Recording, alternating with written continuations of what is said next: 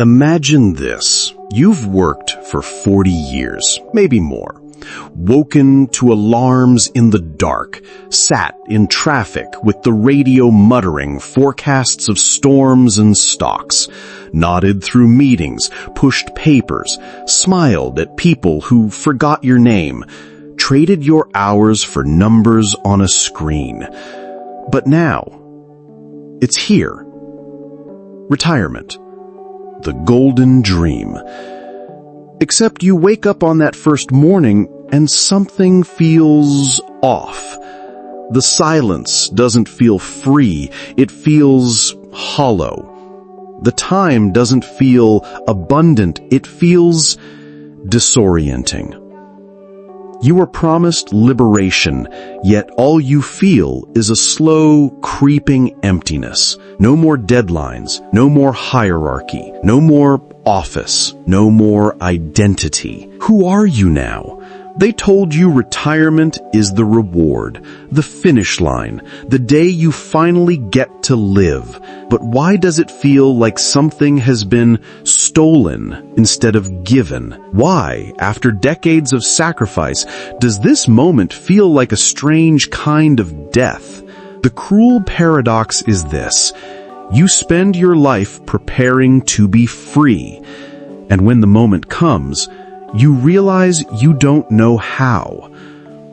What if the real prison wasn't your job, but the idea that freedom must be postponed? What if everything you were taught about the value of time, success, and self-worth was built on a silent lie? And what if that lie wasn't malicious, but worse, invisible? Think back. How early did you learn that adulthood meant productivity, that play was for children and rest was laziness, that you must earn joy, purchase leisure, delay passion until some imagined someday? And ask yourself this. If retirement is the promised land, why are so many who reach it wandering without purpose, haunted by boredom, or desperate to stay busy just to feel real again? You've been conditioned to view freedom as a distant reward, but what if that very belief is the shackle? Alan Watts once asked, "What would you do if money were no object?" But perhaps the deeper question is, what would you become if identity were no object? If the scaffolding of your professional life were stripped away and all that remained was you? Would you recognize that person? Or has the long journey toward freedom quietly erased the part of you that once knew how to live? This isn't just about retirement. It's about the grand illusion that freedom is something you wait for, work toward, suffer through years to deserve. But what if that myth has stolen more than time? What if it has stolen your soul? And what if the real cost of believing the lie is waking up one day with nothing left to chase and no self left to find? Let's go deeper. What if the lie of retirement isn't just cultural, it's existential? Beneath the surface of our daily rituals, alarm clocks, time cards, savings plans, there's a deeper blueprint that governs how we think about life. It's not in policy or paycheck, it's in philosophy. It's in the quiet indoctrination that begins before we can speak, shaping the very architecture of our desires. Carl Jung warned of this when he said, "The greatest burden a child must bear is the unlived life of the parents." That burden? It's the inherited dream. Go to school, get a job, work hard, retire, then live. The soul learns early that existence must be postponed. But why? Because somewhere along the way, we replaced the search for meaning with the pursuit of function. In a society built on machinery, the human being became another cog, valuable only when useful. You aren't asked, "Who are you?" You're asked, "What do you do?" And if the answer doesn't come with a title or a task, you're dismissed. Nietzsche saw this coming. He wrote of the last man, the modern soul who avoids all risk and pain, content to live in comfort, devoid of ambition or fire. The last man survives, but he does not live. He clings to routine, avoids the abyss, and numbs himself with distractions. Retirement in this worldview becomes the final stage of sedation. A life carefully orchestrated to avoid death, but one that never truly tasted life. And here's where the psychological trap tightens. You are not taught to be. You are taught to become. From childhood, your identity is placed on layaway, reserved for a future that never fully arrives. Every exam is a stepping stone to the next. Every job is preparation for the real goal. Every moment is a means to an end that keeps moving further away. This is what existentialist Jean-Paul Sartre called bad faith, when you live not as an authentic self, but as a role. You become the accountant, the engineer, the parent, the planner. But what happens when those roles dissolve? Who remains when the costume is taken off? In retirement, the mask slips. And if there was no face behind it, only performance, you are left with nothing. Arthur Schopenhauer went further. He argued that desire is the root of suffering, not because we want too much, but because we are addicted to becoming.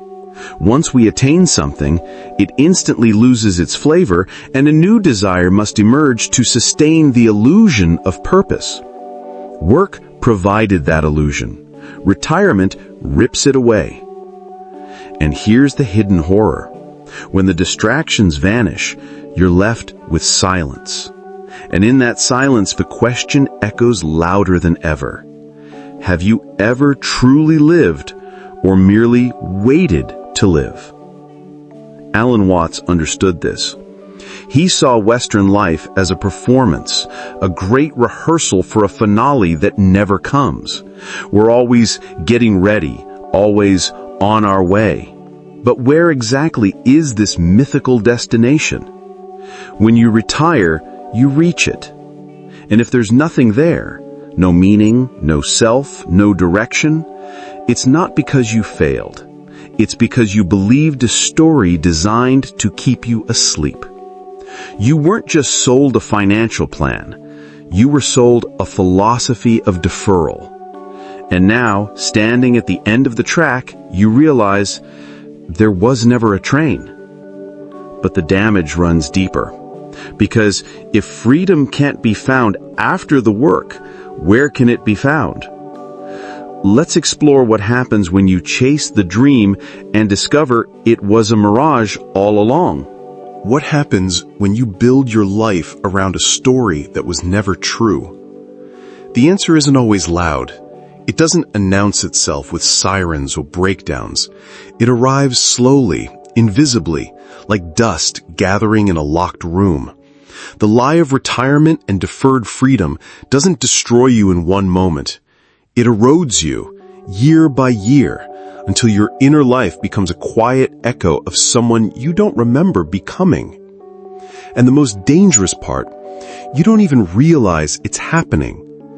Cognitive psychology has a name for this: identity foreclosure. It's what happens when a person prematurely commits to a role or belief system without ever questioning it. You internalize a script: study, work, save, retire, rest. And without knowing it, you build your entire sense of self on borrowed scaffolding. Not because you're weak, because you were trained to. Neuroscience confirms this. The human brain thrives on predictability. Routine creates dopamine feedback loops that reward repetition. Your mind clings to structure. even if that structure is a cage. So when society hands you the blueprint, work now, live later, you follow it because deviation feels unsafe. You equate obedience with security. But what's the cost of that safety? Studies show that retirees face a spike in depression, anxiety, and even mortality in the first years after leaving the workforce. Not because they lack money, but because they lack meaning. Their roles evaporate, their routine collapses. Their name, once spoken in meetings and emails, fades into silence. You spent decades being someone. Now, suddenly, you're no one. But the damage doesn't begin at retirement. It begins much earlier, when you learn that value must be earned, that stillness is laziness, that your worth depends on output. This belief worms its way into every corner of your psyche. Even rest must be justified. Even play must be productive. So you work, you plan, you build, you sacrifice. And somewhere in the margins, your dreams begin to rot in the basement of your imagination. Why write poetry if it doesn't pay? Why travel if there's no tax break? Why dance if no one's watching? You forget how to be spontaneous, how to explore, how to waste time gloriously. Because wasting time is only glorious when your soul is alive. Alan Watts called this the retirement delusion, the fantasy that you can defer life until the conditions are perfect. But perfection never comes. Conditions change. The goalposts move. And you find yourself constantly trading the present for the illusion of a better future. Like a donkey chasing a carrot on a stick, you keep walking. And society praises you for it. They call you disciplined, hardworking, responsible. But what if those are just euphemisms for spiritually anesthetized? Look closer. Retirement, as it's sold to you, is not about freedom. It's about containment, a structured finale to a life of compliance, a tidy box to place the elderly so they don't disturb the momentum of the machine. But real freedom doesn't come from escaping work. It comes from escaping the illusion that your life must be justified by work in the first place. If you were told all your life to wait, then who benefited from your patience? And who taught you to mistake survival for existence? You followed the script, and now at the edge of the stage, the curtain falls only to reveal nothing behind it. And the question returns, if not this, then what? What lies beyond the lie? Keep going. What if you stopped running? Stopped chasing the dangling reward? Stopped postponing your soul? What if you turned around, faced the machine, and said, no more? This is the beginning of rebellion. Not a rebellion of fire and fists, a rebellion of awakening. One that begins not in the streets, but in the mind. Because the true chains were never on your wrists, they were on your perception. And to break them, you must first see them for what they are. Invisible agreements, silent contracts you never signed, but have been honoring your entire life. Alan Watts called it the great miseducation. He said, we are always preparing to live, but never living. You were trained to view life as a series of hurdles, trained to believe that discipline means delay, that passion is a reward, not a compass. But rebellion begins when you challenge the premise. Not how you work, but why. Not when you'll be free, but what freedom actually is. Here's the first radical idea. Freedom is not the absence of work. It is the presence of self-directed meaning. If you fill your life with someone else's script, even if it ends in luxury, you are not free. But if you write your own, Even if it's uncertain, unpaid, unapproved, you are already liberated. History is full of those who stepped off the assembly line and reclaimed their existence. Thoreau retreated to the woods not to escape life, but to re-enter it. Viktor Frankl found meaning not in comfort, but in suffering with purpose. Diogenes mocked the power structures of his time by living in radical simplicity. His freedom was so absolute, even Alexander the Great could not impress him. These weren't men running from life. They were walking into it, naked, awake, undistracted. The second paradigm shift is this: stop asking what retirement will give you. Start asking what life is demanding of you right now. What conversation have you been postponing? What art is begging to be made through your hands? What deep rest is your nervous system aching for but denied in the name of productivity? To rebel is not to quit your job tomorrow. It is to withdraw your obedience from the system of deferral. It is to reject the myth that joy must be earned, that meaning must be profitable, that rest must be deserved. Try this. Wake up tomorrow and do one thing as if it mattered more than your title. Play music without recording it. Walk without tracking it. Help someone without documenting it. Do something for the aliveness of the act itself, not for later, not for status, not for legacy. This is not laziness. This is sacred rebellion, a shift from function to essence, from performance to presence. And here's the secret. You don't need to wait until 65 to begin. You don't need a pension to be real. You don't need permission to exist fully. The greatest freedom is not after the system, it's within it. When you choose not to let it define you. And the most revolutionary act in a world of planning and postponing, to live now, radically, unapologetically, without reason. Because the self you've been waiting to become is already here, but it's buried beneath years of postponement, years of waiting to be told, now you may live. This is your permission slip. You are already free. Now, act like it. You've spent your life climbing. Higher degrees, bigger titles, smarter investments.